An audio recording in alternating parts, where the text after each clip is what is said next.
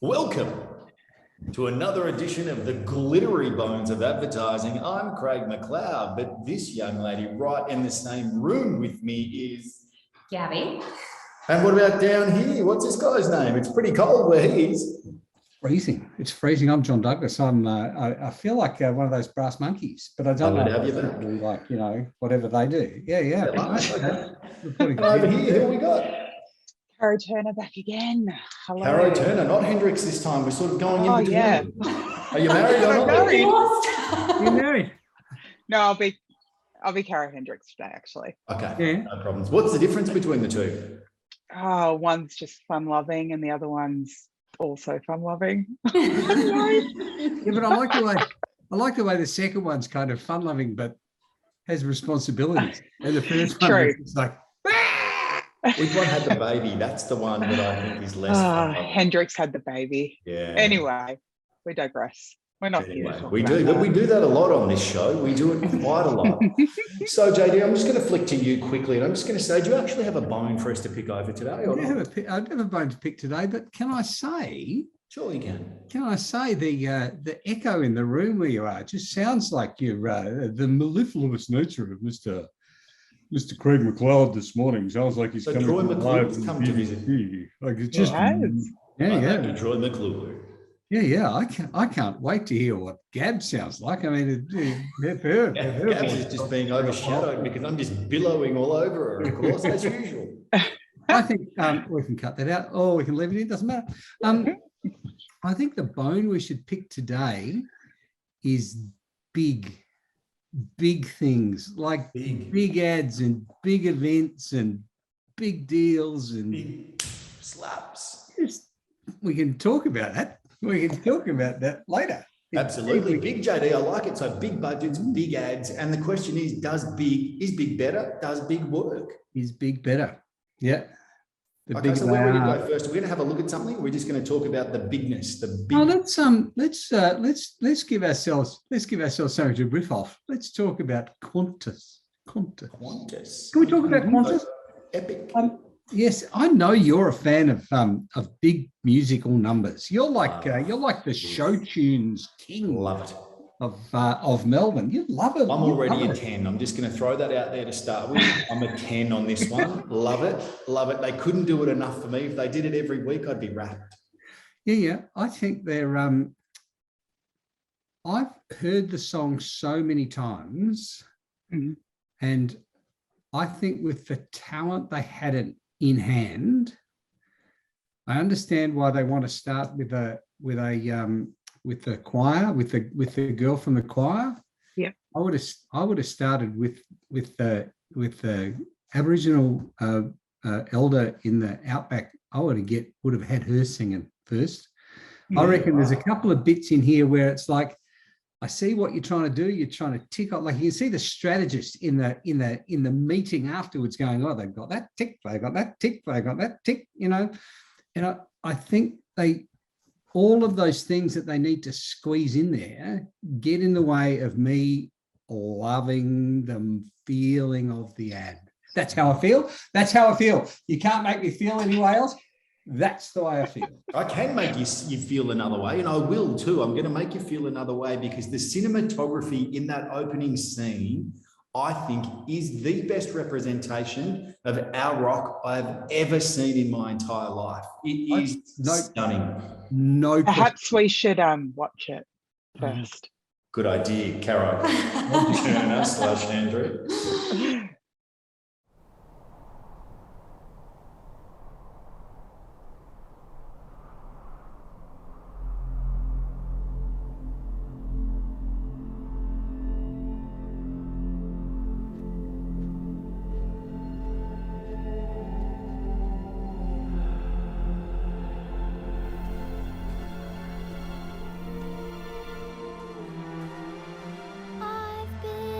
To cities that never close down, from New York to Rome and old London town. But no matter how far or how wide I roam, I still come astray.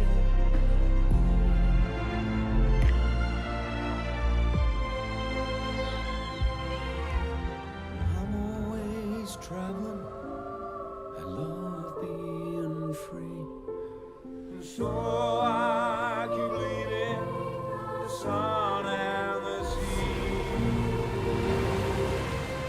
My heart lies waiting over the foam. I still call Australia home.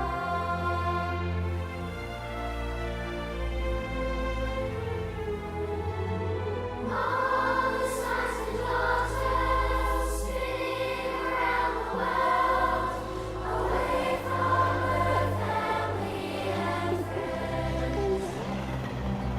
I miss you. Can't wait to see you.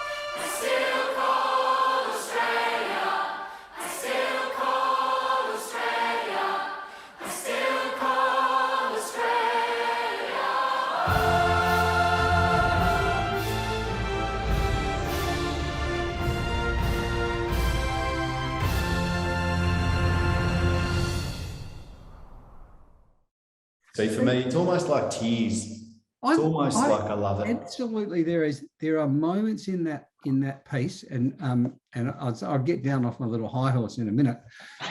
Caro, gonna have to get him on then. I'll get down off my high horse in a minute. The opening scene is majestic, like it's glorious. Oh, There are bits and pieces, like when the kids in the classroom, when they're singing, absolutely fantastic. Some of the humanity and the way they show it is just fantastic.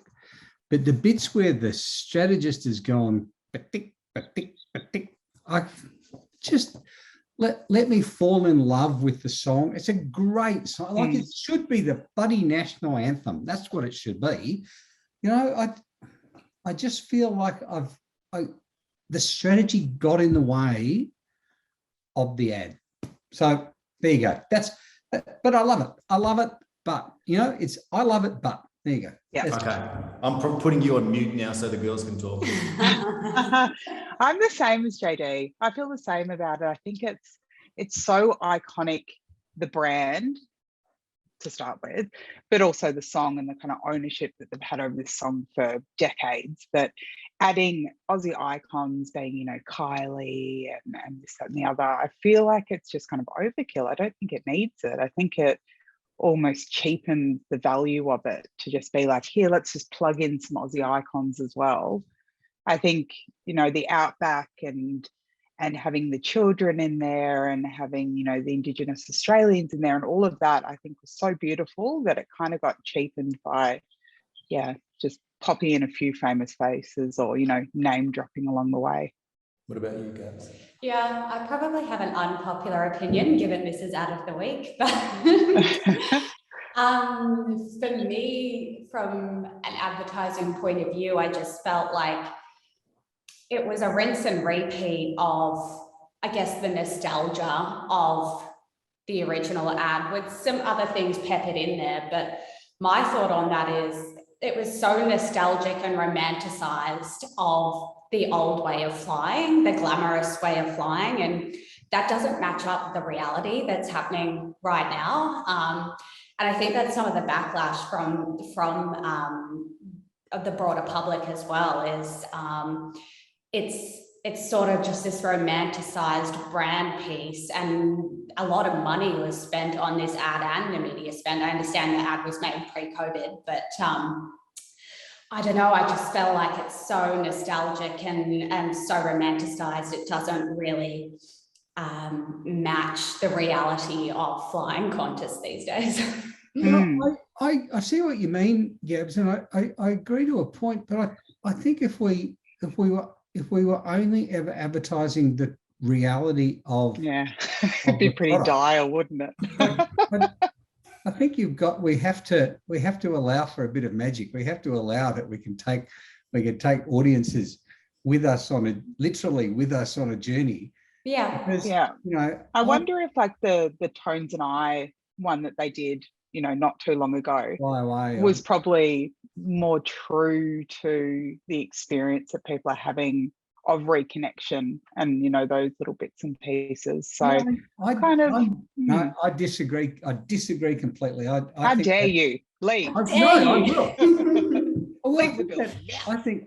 I reckon that they didn't make enough of the individual stories. Again, the strategist was in there going, we've got the young guy going away to meet his mate. We've got the parents coming to meet. Like, it's like we've got so many stories. Let's just tell them all. It's like, just tell me one and make me love you more. Like, this is a story about love. This is a story about I love us. This is the spirit of Australia.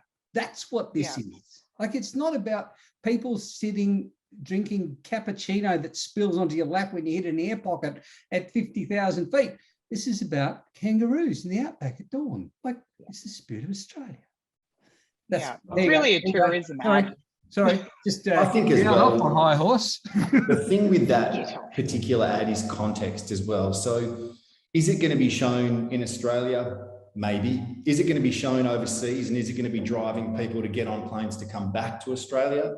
I'm not sure exactly. I assume it's the latter, but I think the whole idea of what they've done and the fact that they've done it again is based on the success of the first one. I assume, again, I don't know factually that the first one was brilliant, but I presume it was, and definitely it's hit a chord with all of us in different ways. But I'll be really interested to see how well it works. You know, the whole mathematician, the financial side of it for me comes into play here. They've spent an enormous amount of money, as Gab said, true, on the ad itself pre-COVID. So they were actually thinking about launching that before we got into getting the jabs and everything else. Now they've spent an enormous amount on media. We don't know the exact figure. I'm not sure. We couldn't find it. But ultimately, what I want To be able to run a 3-minute ad prime time on Sunday night, they're spending and lots of. How well does it deliver people from Europe, from the Americas? How well does it deliver them to Australia, or how well does it deliver them back onto planes? Does it get people back up in the air? That's the big question, and I reckon it's going to do that in spades, no doubt for me. But will it be a broader category uplift as well? And not, I mean, I understand the song is synonymous with Qantas and the whole story is very Qantas, but definitely, yeah, with such a broad play, I think there's a big category uplift piece that's going on as well, not just their brand awareness. Yep. Well, you know what? There's something else that I'd like to talk about. It's going to be a very, very interesting, what the hell were they thinking this week? I'm going to throw to any one of you guys who's going to say, give us a little bit of a rundown on what the hell happened this week. Anybody? I think there's one thing that happened, and it wasn't the federal budget. Federal budget, just let's win the election. Yeah. The greatest ad the Liberals could come up with was worth $8.7 billion or whatever it was. It was just like, here, and cash. I wonder if Scott Morrison felt like Oprah Winfrey. And $1 billion for you, and $1 billion for you. Yeah, when they all got a car. Look under your seat, there's the keys to your car. That'll be next for us, the Aussie economy. Hey, everyone gets a car. I think that's the... Yes, look, it's one that when you're in love and it's an emotional moment and someone said something poignant and potentially way out of line, is it okay to get up and give them a gangster slap on national TV just before you win the largest award of the award ceremony? The question remains, and I'm just throwing it out there, what does everyone think? What were they thinking? How could they give him the award after he's just assaulted somebody? Yeah. There's no place for violence. I don't care. You've got to be able to manage yourself. and potentially someone who can be emotional, but there's no place for walking up to a bloke like Chris Rock as well, who I think is a pretty good fella, and generally, okay, might have made a quip out of line, but I shouldn't have there's said no it. place for He him. didn't. From what he said, he didn't realise that she has alopecia. Right. So it's like, I didn't know. Ignorance is ignorant, and when you're a comedian, you're kind of on the edge. So he shouldn't have said it. But Will Smith, like that whole thing, that whole award thing is like when someone's introducing someone, it's like just pick people in the audience and make fun of them. Like, did you see Been done for years. Did you see the Meryl Streep, Emily Blunt, and Anne Hathaway piece where they were doing the costume thing? No.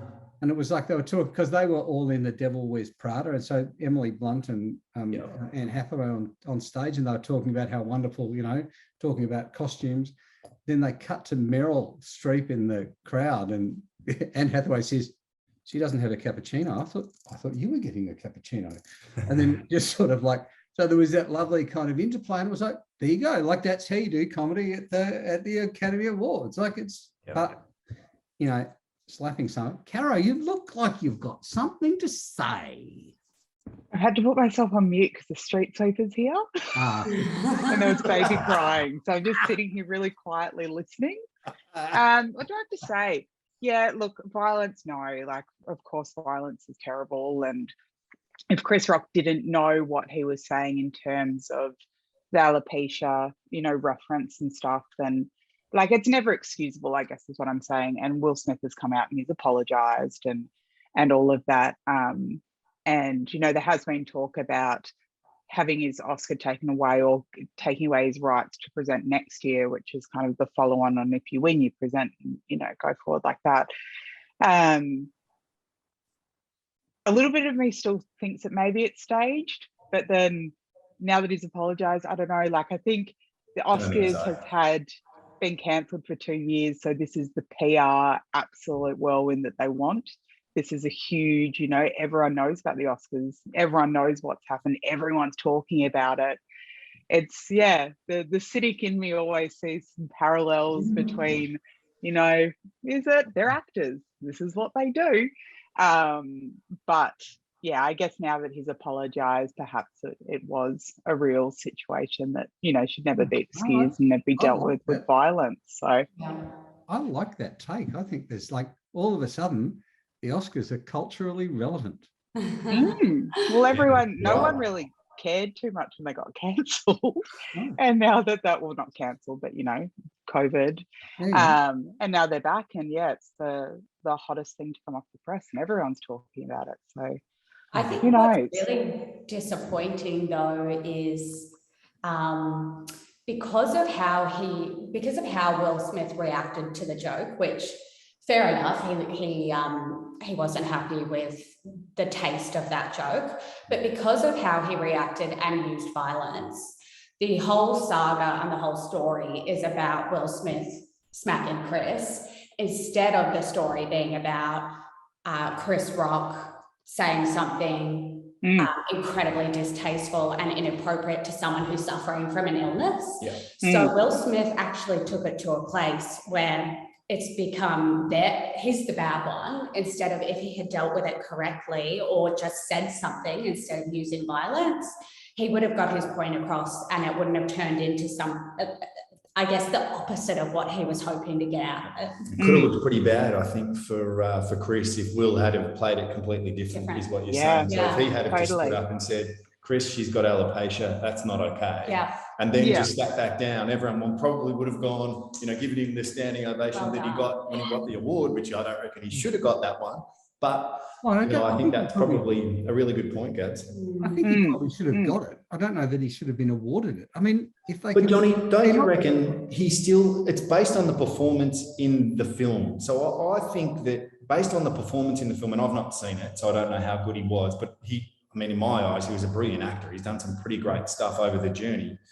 But I think based on the fact that he was judged the best actor for that particular year, then I still think he should have got the award. I don't know that they should have given it to him then. And I think if they knew that it was his, perhaps they should have said, based on what's just happened, we're not going to award the award. Like, I think that would have been the serve to him in front of everyone publicly, just to say, we're not going to hand you the trophy. You know, you've won it, but you're not going to get the trophy, you know, until the investigation's completed or whatever, because you can't behave like that. Yeah. I loved he got up and accepted his award and cried and showed some level of remorse. And then there's footage of him at the after party Going off. dancing around with his award. He doesn't look very remorseful at all. Yeah, alcohol and remorse don't really go together unless you're going to really take a dive. I reckon we've got to hear from Jada. I want to know how she feels. Like, She's released what did she say?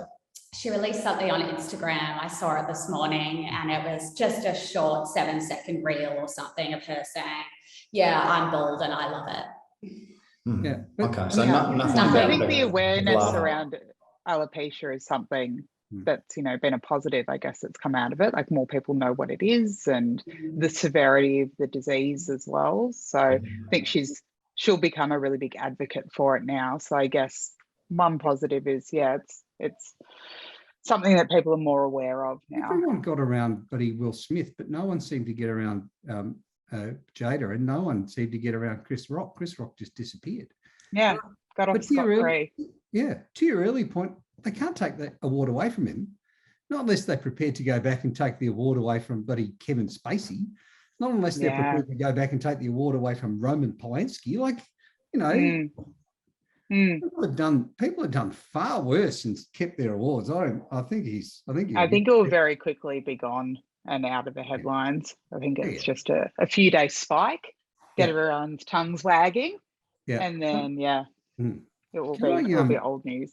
Can I just take a very sharp left-hand turn and just, while we're still in what the fuck were they thinking world, can I just can I show you this?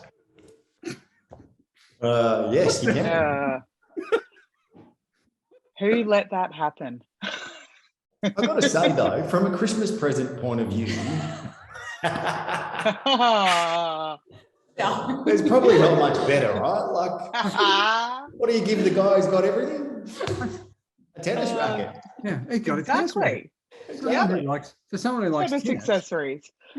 just give them a tennis racket. That's a ripper fine, JD. When that came through and I saw Caro's bah that came back, I'm like, where did you find that? That is bloody brilliant. Just on the internet, you know, it comes across the screen every now and then. It's like, oh God, that makes you jump, doesn't it? Well, guess what? It's time for my favourite segment. It's time for harmonics. Ooh. So, put your hand in the air if you're the one doing harmonics this week. Fuck, I forgot to get someone to do it. Shit. Right, Anyway, let's it's all. okay. All right, I'm gonna we can come all good. do one each. Oh no! What? Why don't we all hum like a No, I've got one. brand tagline each? We all do one. I've got one. Okay, so if you want to do a tagline, Completely next, let's go for it. Okay, you go Yeah. first. All right. Can we cut this bit out? No, it's brilliant. Fabulous. This is the best. This is what the glittery bones is all about. All right. Ready.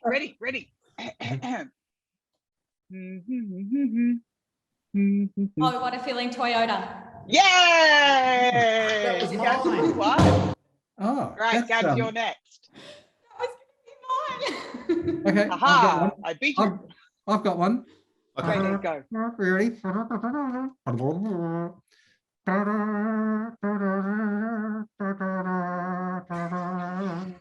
I still call Australia home. Oh my God, really? Well Get done. that. Well done, JD. That was my second one, Marshall. so I'm completely stuffed now. Yeah. All right, I've got one now. Okay, go.